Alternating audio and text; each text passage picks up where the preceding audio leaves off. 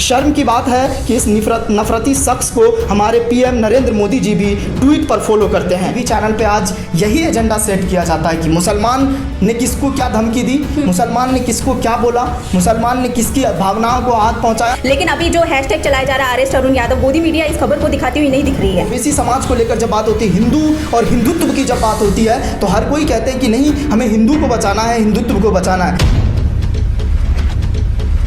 नमस्कार, आदाब, सत श्री अकाल। आप देख रहे हैं द इंडिया टीवी और मैं आपके साथ ज्योति। ट्विटर पर hashtag arrest Arun Yadav trend कर रहा है। आखिर इसके पीछे वजह क्या है और अरुण यादव को अरेस्ट के लिए गिरफ्तारी की मांग क्यों की जा रही है? दरअसल ये कहा जा रहा है कि उन्होंने पैगंबर के खिलाफ ट्वीट किया था, जिसके बाद से मुस्लिमों की भावनाएं आहत हुई है और ये मांग की जा रही है उनकी गिरफ्तारी की जाए।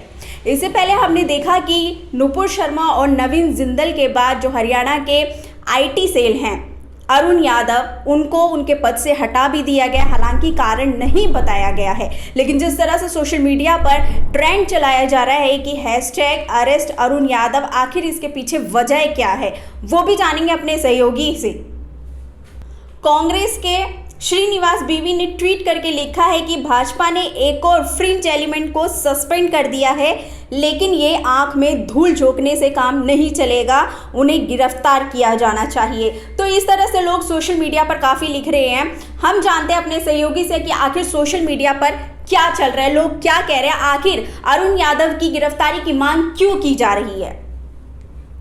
मेरे साथ मेरे सहयोगी हैं सद्दाम करीमी। सद्दाम, जिस तरीके से सोशल मीडिया पर ट्रेंड चल रहा है हैशटैग अरेस्ट अरुण यादव, क्या वजह है इसके पीछे? देखिए, जिस तरह से सोशल मीडिया पे जो अरेस्ट अरुण यादव को लेकर जो बात हो रही है, इसका जड़ कहाँ है उनको लोगों को आज समझने की ज़रूरत है। क्योंकि नुपुर शर्मा के बयान से लोगों को, करोड़ों लोगों को जो मुसलमान हैं उनको ख़ास तौर पर आहत पहुंचा और उसके बाद ये सब सारी चीज़ें जो हुई और अभी भी वो जो है सलाखे से बाहर है, तो इनको लेकर जो है कहीं ना कहीं बहुत बड़ी बात है। सुप्रीम कोर्ट की फटकार लगी और उसके बाद उन्होंने कहा कि इनको माफ़ी मांगनी चाहिए, लेकिन वो चीज़ें अभी भी देखने को नहीं मिल रही है, जैसा कि आप देख रहे हैं। और उसके बाद जो अरेस्ट अरुण यादव की बात हो रही है, वो उन्होंने भी जो है मुस्लिम समुदाय के भावनाओं को आहत करने का उसने 2017 में ट्वीट किया था और उसको लेकर हर कोई आज जो है सवाल खड़े कर रहे हैं कि उनको गिरफ्तार किया जाना चाहिए। लोग तरह तरह से सवाल कर रहे हैं। लोगों का साफ तौर पे कहना है कि ये लोग ऐसे लोग हैं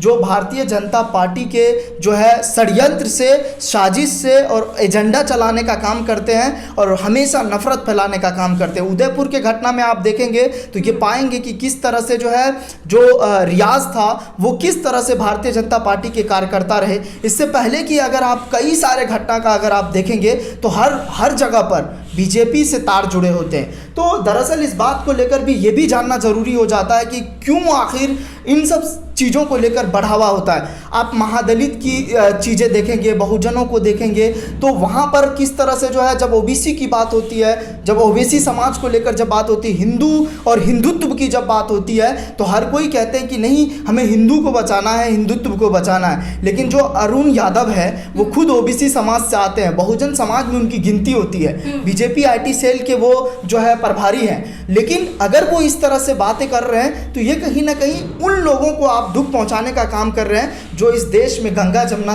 जो तहजीब है उनको बरकरार रखने का जो काम हो रहा है, ये कहीं ना कहीं उनको आहत कर रहे हैं आप। तो ये भी कहीं ना कहीं बहुत बड़ी बातें हैं और इसको समझने की ज़रूरत है। लेकिन आपने देखा कि जब भी नुपुर शर्मा की बात होती है, किस तरीके से जो गोदी मीडिया है उनका समर्थन करती हुई दिखती है। लेकिन अभी जो हैशटैग चलाया जा रहा है अरेस्ट अरुण यादव, गोदी मीडिया इस खबर को दिखाती हुई नहीं दिख रही है। बिल्कुल, देखिए, गोदी मीडिया की अगर बात करें तो वो कहीं ना कहीं मनुवादी मीडिया हो चुकी है और हर कोई यही कहते हैं। अगर आप रोहित की बात करेंगे तो रोहित अगर जो है राहुल गांधी के एक खबर को यानी गलत भ्रामक तरीके से वो चला देते हैं, उनको अरेस्ट करती है। जुबेर किस तरह से जो है फैक्ट चेकर है, वो उनको मतलब वो सच्चाई दिखाते हैं तो उनको गिरफ्तार कर लिया जाता है। लेकिन रोहित अगर जी न्यूज के डीएनए प्रोग्राम में वो इस तरह से खबरें चलाते हैं तो उनको एक दिन में जमानत मिल जाती है। तो ये तो हमेशा से रहा है। लेकिन अगर खबर दिखाने की बात अगर आप कर रहे हैं तो हर जगह पे टीवी चैनल पे आज यही एजेंडा सेट किया जाता है कि मुसलमान ने किसको क्या धमकी दी, मुसलमान ने किसको क्या बोला, मुसलमान ने किसकी भावनाओं को आहत पहुंचाया, ये सब चीज़ें कंपैरिजन वाली जो बातें हो रही है। और ख़ास तौर पर मैं नाम लेकर कहूँगा, हल्ला बोल, पता नहीं क्या क्या बोल आता है, और उसके बाद DNA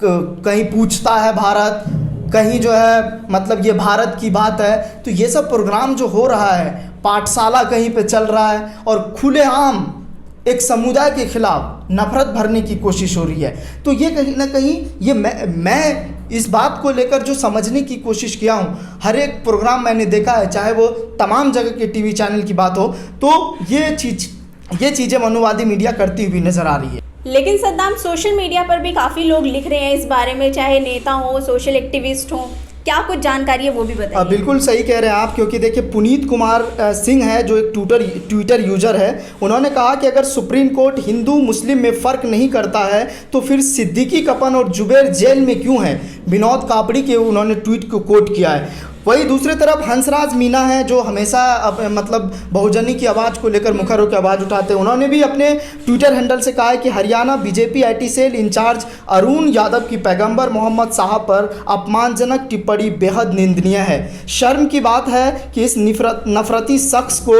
हमारे PM नरेंद्र मोदी जी भी ट्वीट पर फॉलो करते हैं। दिल्ली पुलिस इसे गिरफ्तार करे, मांग है कि कानून का पालना करे।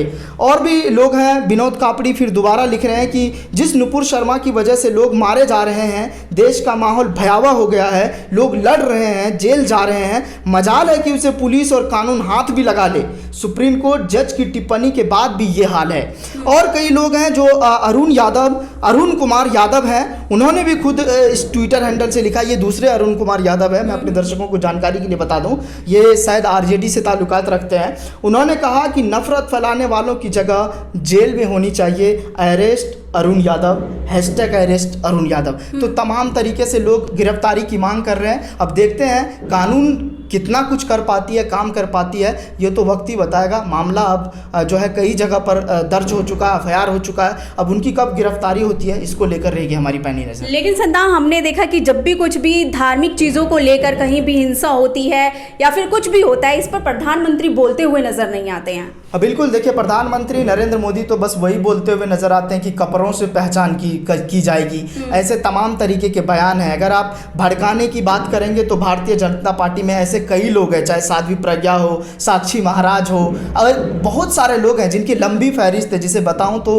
हर कोई सिहर उठेंगे। लेकिन प्रधानमंत्री नरेंद्र मोदी चुप्पी साधते हैं। प्रधानमंत्री नरेंद्र मोदी को फिल्म के प्रमोशन करने के लिए वक्त होता है, लेकिन ये चीज़ें लोगों को संदेश देने के लिए नहीं होता है। अब्बास की आप बात करेंगे कि अब्बास मेरे दोस्त थे, हमारे घर में उनके पसंद का खाना ईद में बनता था, लेकिन आप उन लोगों को संदेश नहीं देंगे जो हाथ में तलवार लेके चल रहे हैं, जिनको हाथ में कट्टा लेकर के घुमाया जा रहा है, जिनको हाथ में आप बंदूकें लेकर जो है मतलब सराहने की बात कर रहे हैं, जो लोग कहते हैं कि गोली मारो 10 तो उनको आप छोड़ देते हैं। कोई अगर वहां पर दूसरे मतलब समुदाय के लोग जाएंगे तो उनको आप तुरंत गिरफ्तार करवाते हैं। परवेश वर्मा आज कहाँ घूम रहा है, अनुराग ठाकुर आज कहाँ घूम रहा है, कपिल मिश्रा आज कहाँ घूम रहा है, लेकिन उन पर आप कार्रवाई नहीं करेंगे। आप किस पर कार्रवाई करेंगे? जिनका उर्दू नाम होगा, जिनका नाम फरहान होगा, जिनका नाम आज़ाद होगा, जिनका नाम उर्दू नाम से होगा, उन पर आप कार्रवाई करेंगे। जिनका नाम जुबैर होगा उन पर कार्रवाई होगा। नुपुर शर्मा पर आज कार्रवाई नहीं होगी।